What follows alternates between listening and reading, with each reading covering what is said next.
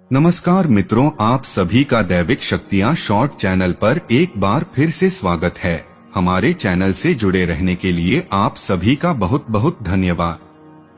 मित्रों, डाकिनी और उसकी साधना का विषय तंत्र जगत में एक रहस्यमय और गूढ़ पहलू है। यह विषय व्यापक है और इसे समझने के लिए हमें इसके आध्यात्मिक, तांत्रिक और ऐतिहासिक संदर्भों को जानना आवश्यक है। डाकिनी के विभिन्न रूप, साधना विधि और प्रभावों को समझाने के लिए और डाकिनी को प्रत्यक्ष सिद्ध करने के लिए इस वीडियो को अंत तक जरूर देखें।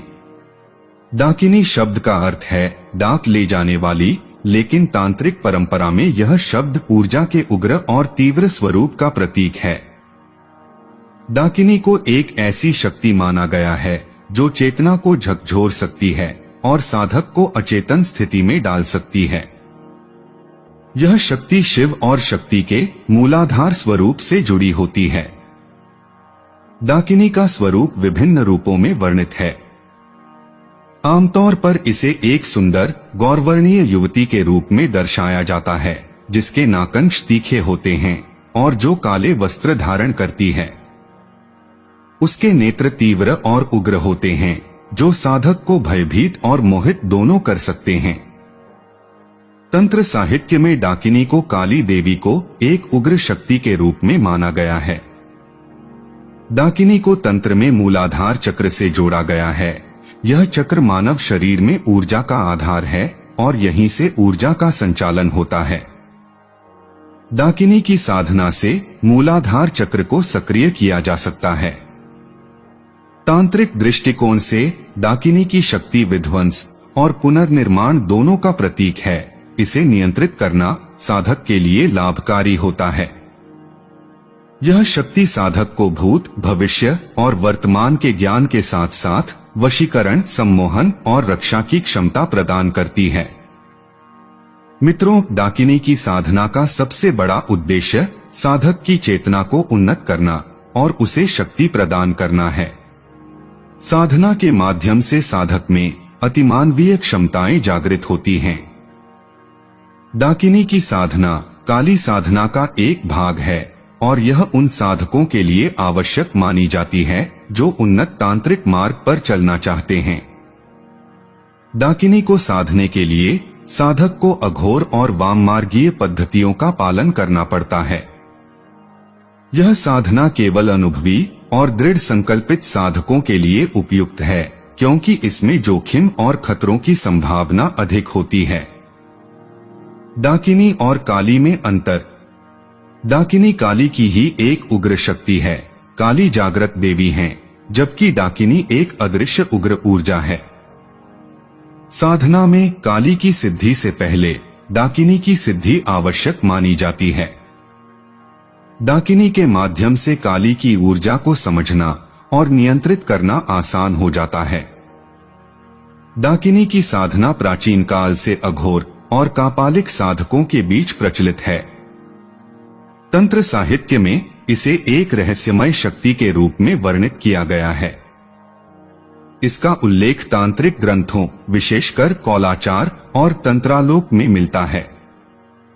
डाकिनी की उपस्थिति विशेष रूप से श्मशान, नदी किनारे और एकांत स्थानों में पाई जाती है। यह स्थान ऊर्जा की तीव्रता को बढ़ाते हैं, जिससे साधना अधिक प्रभावी होती है। डाकिनी साधना की विधि। डाकिनी साधना में ध्यान, मंत्र जप और विशेष अनुष्ठानों का पालन किया जाता है। यह साधना रात में एकांत स्थान में की जाती है। इसके लिए साधक को कुछ सामग्रियों की आवश्यकता होती है, उसे जानते हैं। इसके साधना के लिए काला आसन, रुद्राक्ष माला, सरसों का तेल, काले कपड़े, मांस और मदिरा यह तांत्रिक मार्ग के लिए होता है तथा मिट्टी का दीपक की जरूरत पड़ती है। साधना प्रक्रिया। इस साधना में साधक को नग्न अवस्था में काले आसन पर दक्षिण दिशा की ओर मुख करके बैठना होता है। साधक को एक सरसों के तेल का दीपक जलाकर अपने सामने रखना होता है। इसके बाद डाकिनी प्रत्यक्षीकरण शाबर मंत्र का 11 माला जप करना होता है। यह मंत्र इस प्रकार हैं। ओम नमो आदेश गुरु को स्यार की कवासिनी समंदर पार धाई आप, बैठी हो तो आप, ठाड़ी हो तो ठाड़ी आप, जलती उछलती आ, न आए डाकनी तो जालंधर बाबा की आन, शब्द साचा पिंड कांचा, पूरे मंत्र ईश्वरो वाचा छू। इसके बाद चारों दिशाओं में सरसों फेंककर डाकिनी का आह्वान करना चाहिए। साधना के दौरान आने वाली बाधाएं और सावधानियां। डाकिनी साधना अत्यधिक जोखिमपूर्ण होती है। साधना के दौरान डाकिनी साधक को डराने, भ्रमित करने और मोहक रूप धारण कर विचलित करने का प्रयास करती है। साधक को बताए जा रहे सावधानियों का पालन करना चाहिए। साधक को साधना से पहले आत्मरक्षा कवच का निर्माण करना चाहिए तथा मानसिक स्थिरता और एकाग्रता बनाए रखना चाहिए। साधना के दौरान ब्रह्मचर्य का पालन करते हुए काम भाव का पूर्णतः त्याग करना चाहिए। साधना स्थान पर जहां साधना करने वाले हैं उसे स्थान पर बाहरी व्यक्तियों की उपस्थिति न हो, वहां कोई नहीं आना चाहिए। साधना के सफल होने पर साधक को अनेकों लाभ प्राप्त होते हैं। इस साधना को करने के बाद साधक को भूत, भविष्य और वर्तमान का ज्ञान होने लगता है। साधक के अंदर वशीकरण और सम्मोहन की शक्तियां आ जाती हैं तथा साधक को रक्षा और मार्गदर्शन प्राप्त होने लगता है। इस साधना से साधक शत्रुओं पर विजय प्राप्त कर लेता है तथा उसकी आध्यात्मिक उन्नति भी होता है। डाकिनी का स्वरूप और अनुभव। साधना के दौरान डाकिनी का स्वरूप तीव्र और उग्र होता है। वह साधक के सामने एक मोहक युवती के रूप में प्रकट हो सकती है या फिर एक उग्र देवी के रूप में भी। डाकिनी साधक की परीक्षा लेती है और उसे विजयी होने के लिए पूर्ण धैर्य और साहस की आवश्यकता होती है। डाकिनी साधना का वैज्ञानिक दृष्टिकोण ऊर्जा चक्रों और चेतना के स्तरों को जागृत करने पर आधारित है। यह साधना मस्तिष्क के उन हिस्सों को सक्रिय करती है जो सामान्यतः सुप्त अवस्था में होते हैं। मनोवैज्ञानिक दृष्टि से यह साधना साधक के आत्मविश्वास, इच्छा शक्ति और मानसिक संतुलन को बढ़ाती है। इसलिए डाकिनी साधना एक गूढ़ और रहस्यमय प्रक्रिया है जो केवल अनुभवी साधकों के लिए उपयुक्त है। यह साधना साधक को अद्भुत शक्तियों और क्षमताओं से संपन्न कर सकती है, लेकिन इसके साथ जुड़े जोखिमों को समझना और सावधानियां बरतना अत्यंत आवश्यक है। साधक को अपने मार्गदर्शक गुरु के संरक्षण में ही इस साधना को करना चाहिए।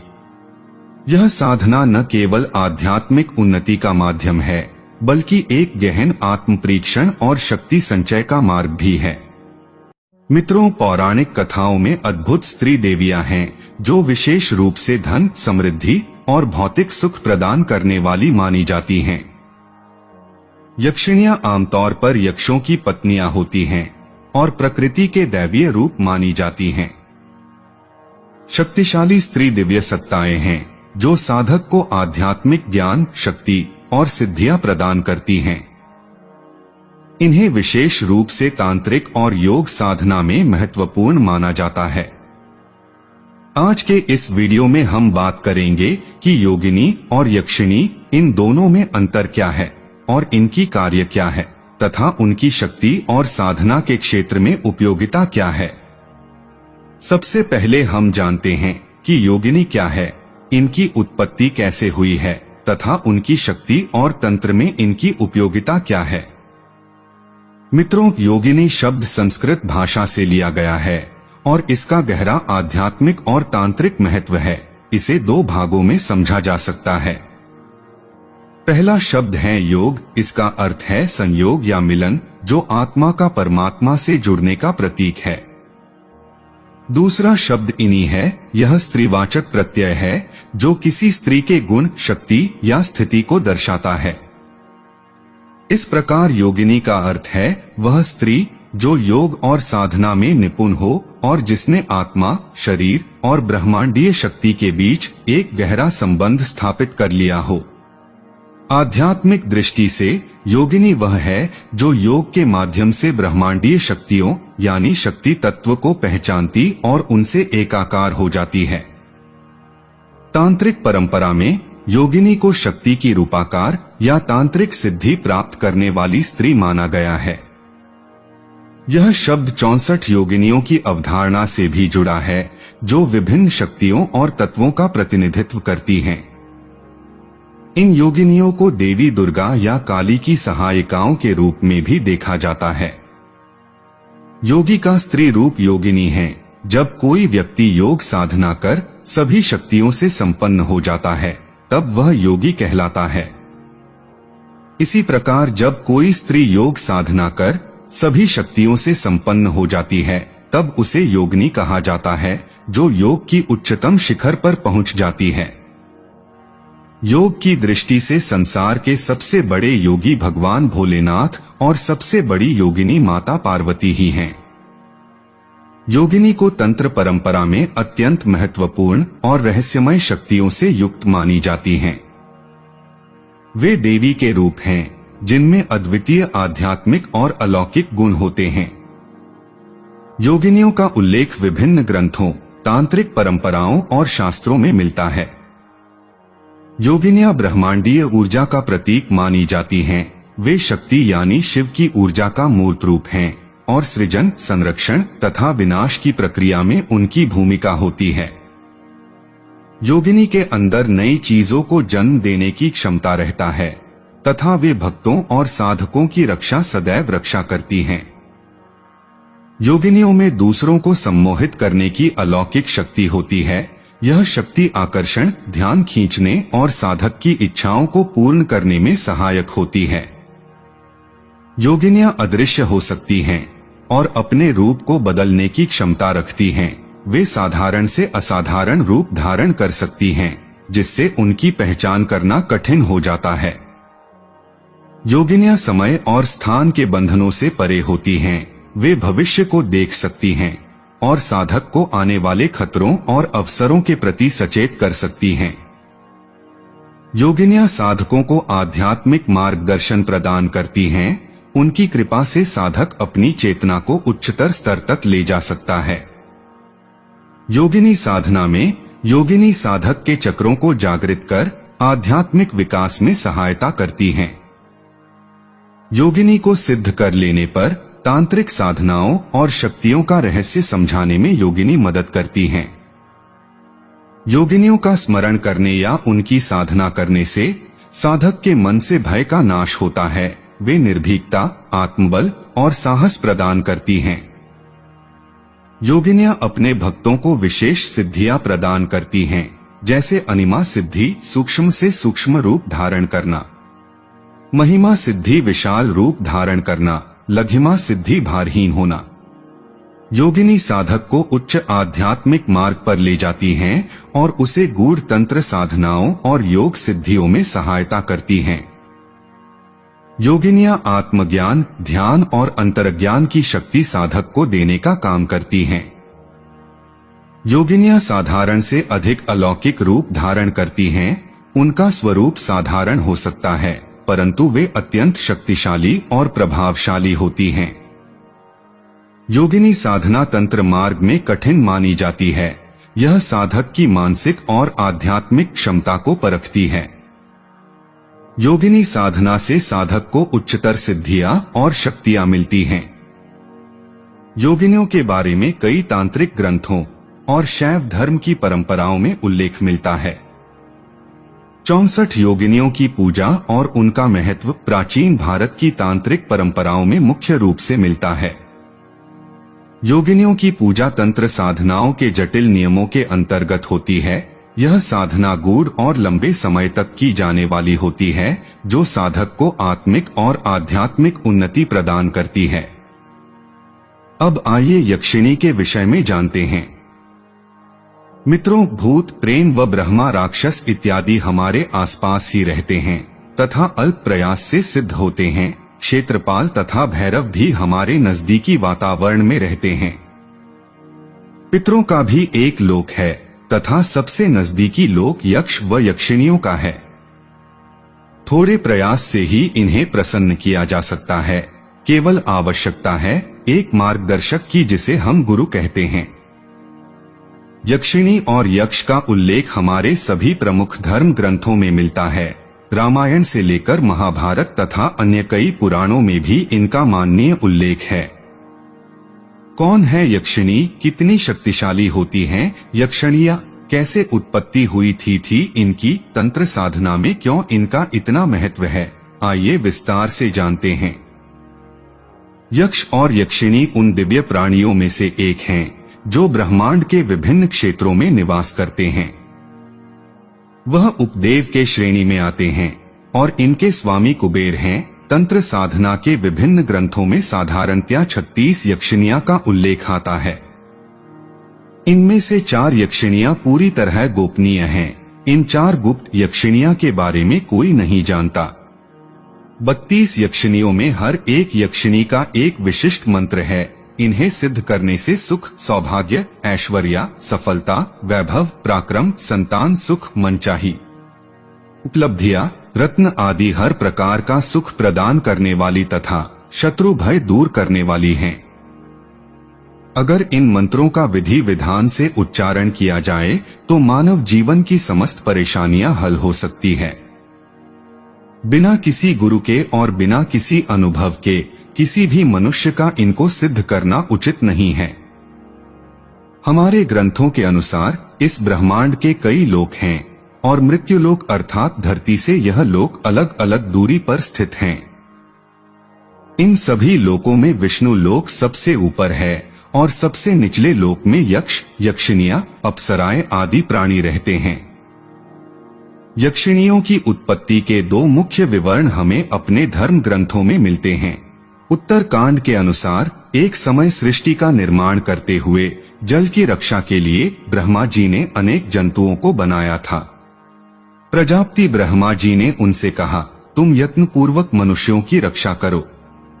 उनमें से कुछ प्राणियों ने कहा रक्षाम अर्थात हम रक्षा करते हैं और कुछ प्राणियों ने कहा यक्षाम अर्थात हम उत्तरोत्तर वृद्धि करते हैं। जिन्होंने ने रक्षाम कहा था वे राक्षस हुए और जिन्होंने यक्षाम कहा था वह यक्ष हुए। आगे चलकर ऋषि विश्रवा ने 2 विवाह किए। पहली पत्नी का नाम कैकशी था, जिससे रावण, कुंभकर्ण, विभीषण आदि राक्षस उत्पन्न हुए। दूसरी पत्नी इल्विदा से यक्षों के स्वामी कुबेर उत्पन्न हुए थे। राक्षस मायावी थे, उनके पास मायावी शक्तियां थी और दूसरी यक्ष यक्ष थे, उनके पास भी बहुत सी जादुई एवं मायावी शक्तियां थी। लेकिन दोनों में अंतर यह था कि राक्षस मृत्यु लोक या पाताल लोक में ही रहते थे, वहीं यक्ष स्वर्ग तक जाने में सक्षम थे और वहां निवास भी करते हैं। इसीलिए विभिन्न धर्म ग्रंथों में इनका वर्णन कई जगह पर हमारे त्रिदेवों तथा अन्य मुख्य देवताओं के साथ भी मिलता है। यक्षों ने ब्रह्मा जी से मांगा था कि ब्रह्मा जी उन्हें पूजन शक्ति प्रदान करें, जिससे वह लोग साधनाएं कर पूजा तथा शक्तियों को अर्जित कर पाएं। इसी के फलस्वरूप यक्षों को तांत्रिक विद्या प्राप्त हुई और ये ही कारण है कि यक्ष और यक्षिणी की पूजा विभिन्न प्रकार की साधनाओं में प्रचलित है। यक्षिणियों का प्रमुख उद्देश्य साधक की भौतिक इच्छाओं को पूरा करना होता है, जैसे धन प्राप्ति, समृद्धि, वैभव और सुख शांति। ये अधिकतर सांसारिक और भौतिक लाभों से संबंधित हैं।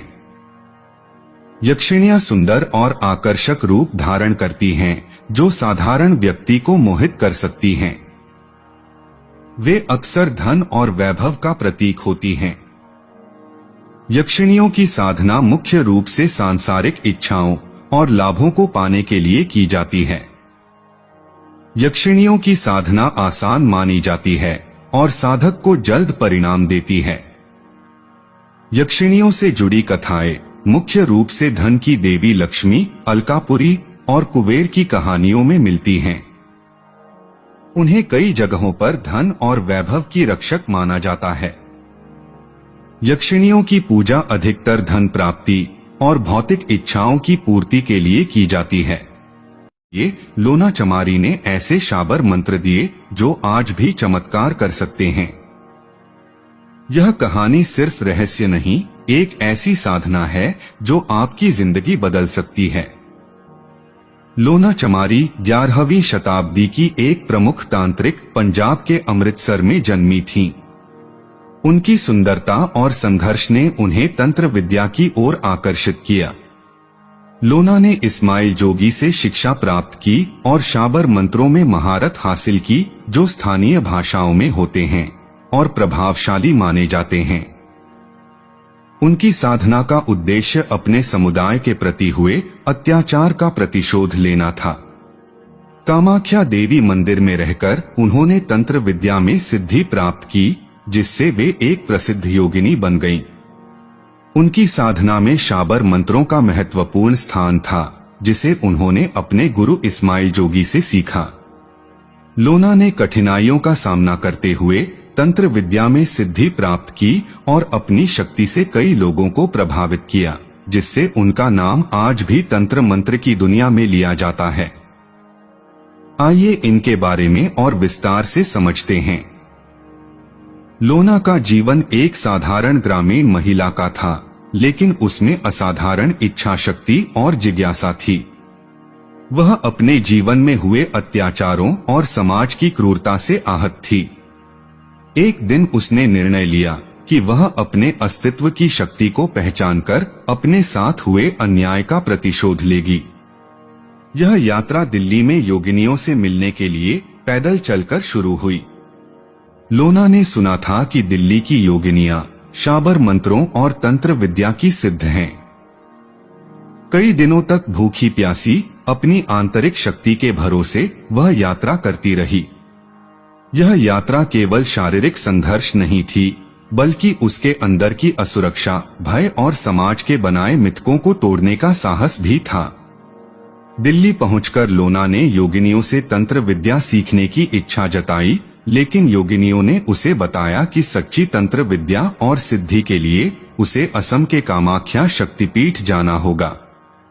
उन्होंने कहा, कामाख्या वह स्थान है जहां देवी की शक्ति का वास है। वहां जाओ, साधना करो और अपनी शक्ति को पहचानो। यह सुनकर लोना के मन में डर और जिज्ञासा का मिश्रण था।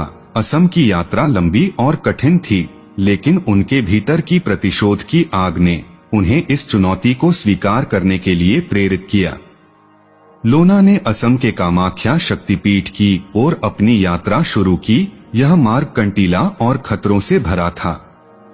जंगलों की सघनता, अनजान रास्ते और मौसम की प्रतिकूलता, इन सभी ने उन्हें बार बार रोका, लेकिन उन्होंने हार नहीं मानी। आखिरकार कई दिनों की कठिन यात्रा के बाद लोना कामाख्या शक्तिपीठ पहुंची। वहां का वातावरण अलौकिक था। देवी का मंदिर, गूंजते मंत्र और साधकों की उपस्थिति ने लोना को यह महसूस कराया कि वह एक विशेष स्थान पर पहुंच चुकी हैं। लेकिन यहां पहुंचने के बाद उनकी कठिनाइयां समाप्त नहीं हुई। कामाख्या मंदिर में लोना की भेंट इस्माइल योगी से हुई, जो एक प्रसिद्ध तांत्रिक और सिद्ध साधक थे। इस्माइल योगी ने लोना की आंखों में अदम्य इच्छा शक्ति को पहचान लिया और उसे अपने शिष्य के रूप में स्वीकार कर लिया। उन्होंने लोना को तंत्र की गहराइयों में उतरने के लिए तैयार किया। इस्माइल योगी ने उसे बताया कि तंत्र विद्या केवल मंत्रों का उच्चारण नहीं है, यह आत्मा की गहराई और ध्यान की तीव्रता से जुड़ी हुई है। उन्होंने लोना को कठोर साधना के लिए तैयार किया। लोना ने इस्माइल योगी के मार्गदर्शन में 41 दिनों की कठिन साधना की। इन दिनों के दौरान उन्होंने व्रत रखा, गहन ध्यान लगाया और देवी के विशेष मंत्रों का जाप किया। उन्होंने अपनी सारी ऊर्जा को साधना में लगा दिया। इस साधना के दौरान उन्होंने कई बार मानसिक और शारीरिक कठिनाइयों का सामना किया, लेकिन उनकी इच्छा शक्ति ने उन्हें हर बार जीत दिलाई। 41वें दिन देवी ने उन्हें स्वप्न में दर्शन दिए और उन्हें विशेष तंत्र मंत्र और सिद्धि प्रदान की। इस सिद्धि के साथ लोना अब केवल एक साधारण महिला नहीं रही, वह अब एक सिद्ध तांत्रिक बन चुकी थी, जिसने अपनी आंतरिक शक्ति को पहचान लिया था। साधना समाप्त होने के बाद लोना अपने गांव लौटी। अब वह अपने दुश्मनों का सामना करने के लिए पूरी तरह तैयार थी। उन 11 ठाकुरों ने उनके और उनके परिवार पर अमानवीय अत्याचार किए थे। लोना ने अपनी तांत्रिक शक्तियों और मंत्रों का उपयोग करते हुए उन पर ऐसा प्रहार किया कि वे बचने का रास्ता नहीं ढूंढ सके। एक एक करके लोना ने उन ठाकुरों को उनके कर्मों का फल दिया। उनकी शक्तियों से ठाकुरों के मन में इतना भय पैदा हुआ कि वे मानसिक और शारीरिक रूप से टूट गए। और इस प्रकार गांव में लोना की शक्ति और प्रतिशोध की कहानी फैल गई। अब चलिए लोना चमड़ी के सबसे सरल और प्रभावी मंत्र को जानते हैं तथा उसको सिद्ध करने की विधि को भी समझते हैं। लोना चमारी का सबसे सरल और प्रभावी मंत्र इस प्रकार है। कामरू देश कामाख्या देवी जहां बसे इस्माइल जोगी। इस्माइल जोगी की लगी फूलबारी, फूल चूने लोना चमारिन। जो ले यहू फूल की बास, वही की जान हमारे पास। घर छोड़े घरांगन छोड़े, छोड़े कुटुंब की मोहलाज। दुहाई लोना चमारिन की। मित्रों, इस मंत्र का उपयोग वशीकरण और अन्य तांत्रिक कार्यों के लिए किया जाता है। इसे सिद्ध करने के लिए साधक को विशेष नियमों का पालन करना होता है, जैसे कि साधना के दौरान ब्रह्मचर्य का पालन और शुद्धता बनाए रखना। इस मंत्र की साधना का संबंध तांत्रिक और शाबर परंपरा से है। यह मंत्र एक प्रकार से आकर्षण और साधक की इच्छाओं को पूर्ण करने के लिए प्रयोग होता है। साधना के दौरान शरीर, मन और स्थान की शुद्धता बनाए रखना अति आवश्यक है। साधना स्थल पर कोई भी अशुद्ध चीज जैसे शराब या मांस न रखें। मंत्र सिद्धि के लिए प्रातःकाल, रात्रिकाल या ब्रह्म मुहूर्त उपयुक्त समय है। उत्तर या पूर्व दिशा की ओर मुख करके साधना करनी चाहिए। साधना शुरू करने से पहले एक स्पष्ट संकल्प लें। बिना संकल्प के साधना में बाधाएं आ सकती हैं। इस प्रकार के मंत्र की साधना में सुरक्षा के लिए रक्षात्मक साधनाएं जैसे कि हनुमान चालीसा, दुर्गा कवच या अन्य रक्षात्मक मंत्रों का जाप करें। साधना के दौरान डर, शंका और व्याकुलता को स्थान न दें, यह साधना को भंग कर सकता है। इस प्रकार की तांत्रिक साधनाओं में गुरु का मार्गदर्शन आवश्यक है। बिना गुरु के साधना में जोखिम होता है। अगर साधना के दौरान शरीर में कंपन महसूस हो या मन अत्यधिक शांत हो जाए तो यह संकेत है कि मंत्र ऊर्जा प्रवाहित हो रही है। यह साधक की एकाग्रता और मंत्र की शक्ति का अनुभव है। अगर साधना के दौरान किसी प्रकार की पुष्पों की या अन्य दिव्य सुगंध का अनुभव हो तो यह साधना के सही दिशा में होने का संकेत है। साधना के दौरान देवी, जोगी या अन्य दिव्य शक्तियों के दर्शन स्वप्न या ध्यान में हो सकते हैं। इसका अर्थ है कि साधक की ऊर्जा मंत्र से जुड़ रही है। अगर डरावनी छवियां, आवाजें या अजीब अनुभव हो तो यह संकेत हो सकता है कि साधना में बाधा या किसी नकारात्मक शक्ति का हस्तक्षेप हो रहा है। ऐसे में गुरु मंत्र या रक्षा कवच का सहारा लें। अगर मंत्र सिद्धि के दौरान किसी प्रकार की बाधा जैसे कोई बीमारी, घर में कलह या अन्य समस्याएं उत्पन्न हो तो यह संकेत है कि साधना को अधिक दृढ़ता और नियम के साथ करना